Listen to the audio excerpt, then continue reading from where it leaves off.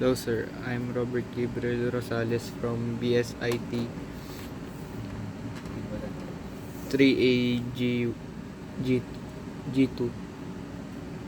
Mm, this is my presentation about ethical issues. Ethical issues can arise in various areas of life, including but not limited to technology, healthcare, business, environment, and social interactions are some common ethical issues that people often encounter. Number 1, privacy concerns.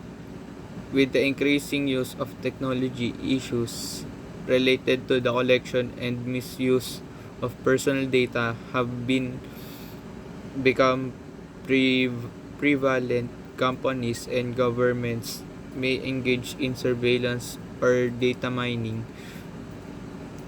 Rise concerns about individual privacy. Number 2,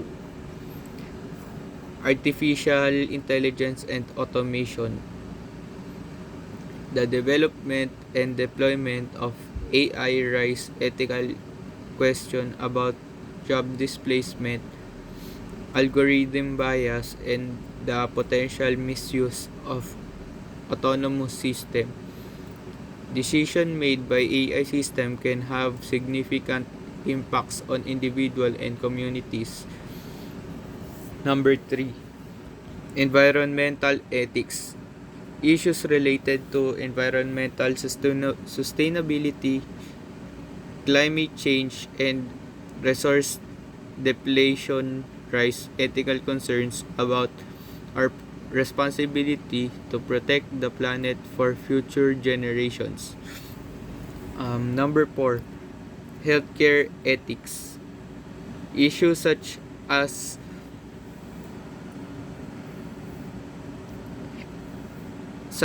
access to healthcare, medical research ethics, and the use of emerging technologies in machine. Example, the genetic engineering can pose ethical dilemmas.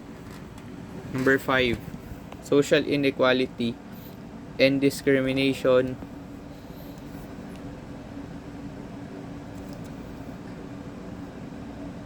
Social justice is inequality and discrimination based on factors such as race, genders, and socio-economic status are ongoing ethical challenges. Addressing these issues requires a commitment to social justice and equity. Number 6, business ethics.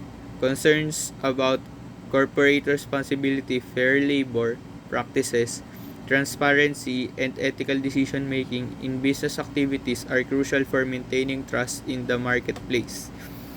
Number 7, bioethics.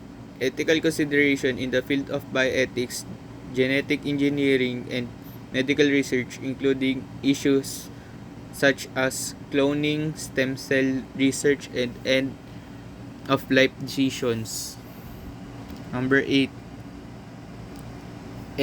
ethics in research. Ensuring the ethical conduct of research, including obtaining informed consent, avoiding plagiarism, and maintaining integrity in the reporting findings. Number 9, political ethics. Concern related to the behavior of political leaders, government, transparency, and the impact of political decisions on society. And lastly, number 10, cybersecurity ethics. Issues surrounding the responsible use of technology, ethical hacking, and protecting digital information from cyber threats. Navigate these ethical challenges often involves a careful consideration of values, principle, and the potential consequences of action. Ethical decision-making frameworks, codes of conduct, and regulations can help guide individuals and organizations in making responsible choices. Additionally, ongoing dialogue and awareness are essential for addressing emerging ethical issues in a rapidly changing world. That's all. Thank you, sir.